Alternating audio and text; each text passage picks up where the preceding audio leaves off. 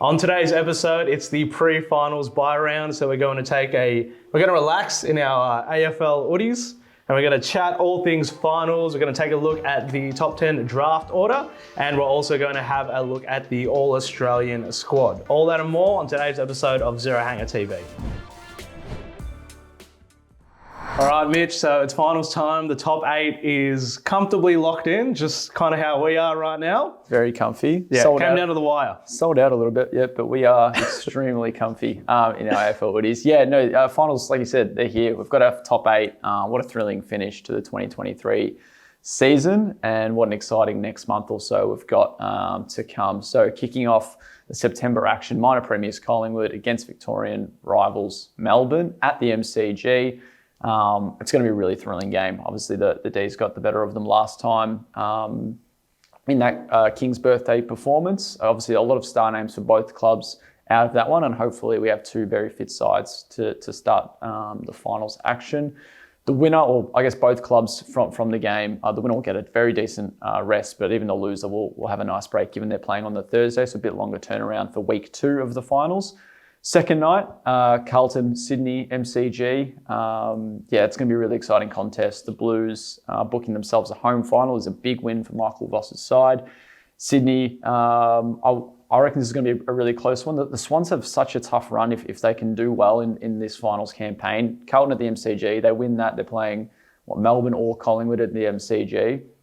And then if they manage to win that, then it's either Brisbane or Port Adelaide at one of their home venues. And then on top of that, if they can make the grand final, it's going to be quite a tough run. But the Swans have found some great form in the back end of the season. So that's, night 2, Carlton and Sydney at the MCG. The third game at the MCG, St Kilda versus GWS. That's on the Saturday, 3:20pm game. So that'll be the earlier of the 2 Saturday games. Elimination final, just like Carlton and Sydney is. Saints have done really well to really prove a lot of doubters wrong, myself included, as to just whereabouts they can finish this season, and booking themselves a home final is a great mark for them. GWS, another side that's found some good form, will take a lot away from that round 24 win over the Blues. Hopefully Sam Taylor's fit for them, because he's going to be a big out if he's not playing. And then to wrap up week 1 of the finals, Brisbane, Port Adelaide, qualifying final at the Gabba, 7:25pm on Saturday. You go all the way back to round 1 and what a performance it was for Port Adelaide with that first game with Jason Horne-Francis at Adelaide Oval. Now the Lions, they get to host this one. They haven't lost a game in the Gabba all year. I wonder if that will continue, but all 4 games, very hard to pick a winner, I think. Yep. If you did though, who's your tip? I think the Pies win over the Ds. I'm going to say Carlton. I think GWS pit the Saints. And it's pretty much the only, I guess, ordered upset, because I'll probably have the Lions beating Port Adelaide at the Gabba as well. Yeah, I agree with everyone except the Ds and Pies, obviously. Yeah. So that's the finals locked in. But now looking at the bottom 10 sides, that sets our draft order. So top 10 of the draft, where are we looking at there? Yes, obviously at the end of the home and away season, the 10 clubs that don't have a final spot have a pick, or have their spot in the draft.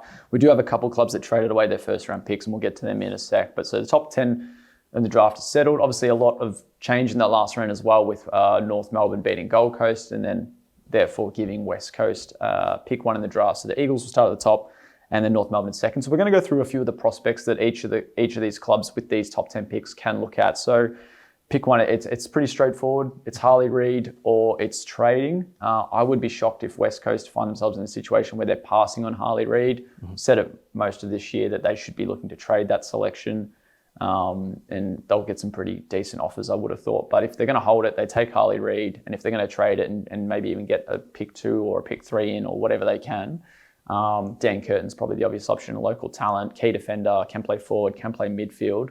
And has got some senior games under his belt, playing for Claremont in the Waffle this year. So one of those two, obviously, just depending on what kind of avenue they go down. Now, it's very similar for North Melbourne.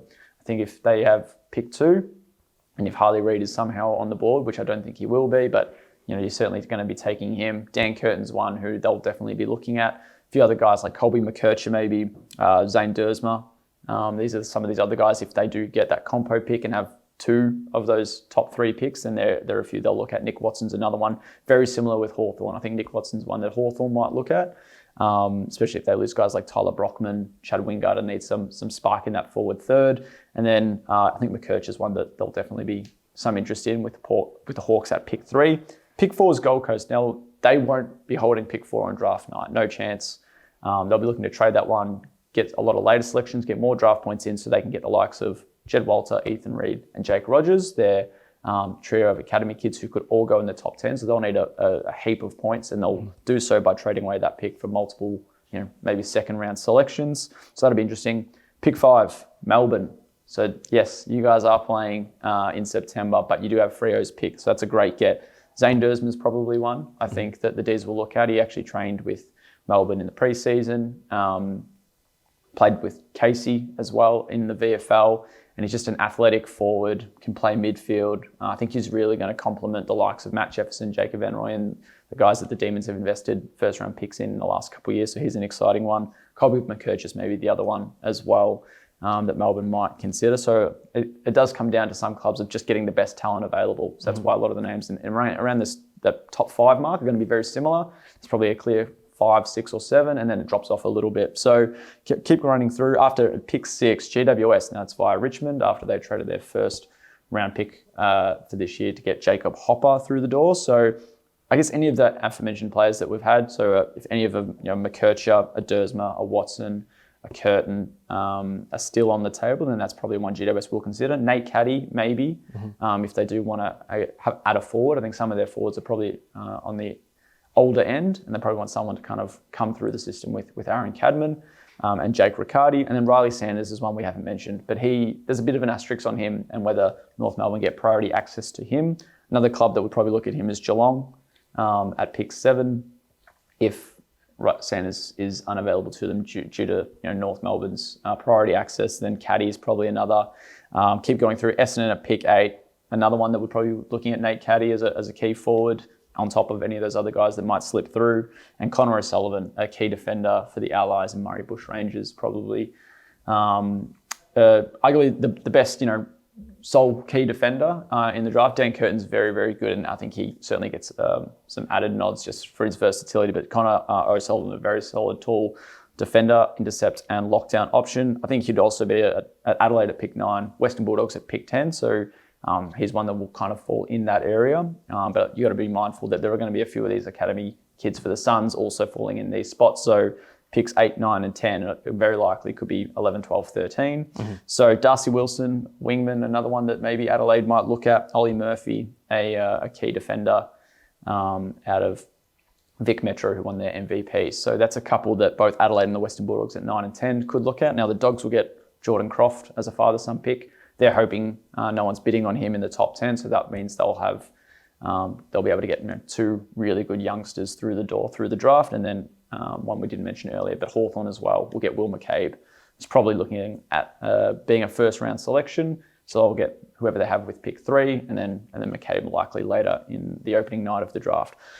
So a few names there, obviously. Like I said, there's a few waves and groups that will kind of separate themselves, and there's certainly going to be some pick movement before the first pick of the draft is selected. But that they're kind of the names that I think of those clubs will be looking at. Yeah, definitely a lot to consider there. And if that is too complicated for you, there is another draft points video that we did do a couple of weeks ago with some scenarios based there. So it's going to be a pretty interesting draft this year, I reckon. For sure. Awesome. Right. So moving on to the All-Australian squad. So the 44-man squad is locked in, and every team has a representation in there. Yeah, first time ever. So that's it's a pretty decent marker. You got looking at your bottom clubs, you've got guys like John Newcomb, Oscar Allen, Nick Lark, who certainly deserve some spots. Collingwood had the most with 5. Usually the case with the top team in the competition, and when you got both Dacos brothers, Darcy Moore, Isaac Quaynor, Jordan De Goey, I think at least 3 of them will probably be making the final side, maybe even 4. But there's always going to be a few snubs. Always going to be snubs. Yeah, so a few of the guys that certainly registered. Tim Taranto was probably the biggest one who didn't get a spot even in the 44. I think some people would even have him in their final 22. Nick Newman, Sam Taylor, Brian Myers, Jeremy Cameron. So Myers obviously had such a great season on the goal assists and more of that conduit role. Jeremy Cameron kicked plenty of goals, but still couldn't break in. Obviously missed a few and had some battles with form.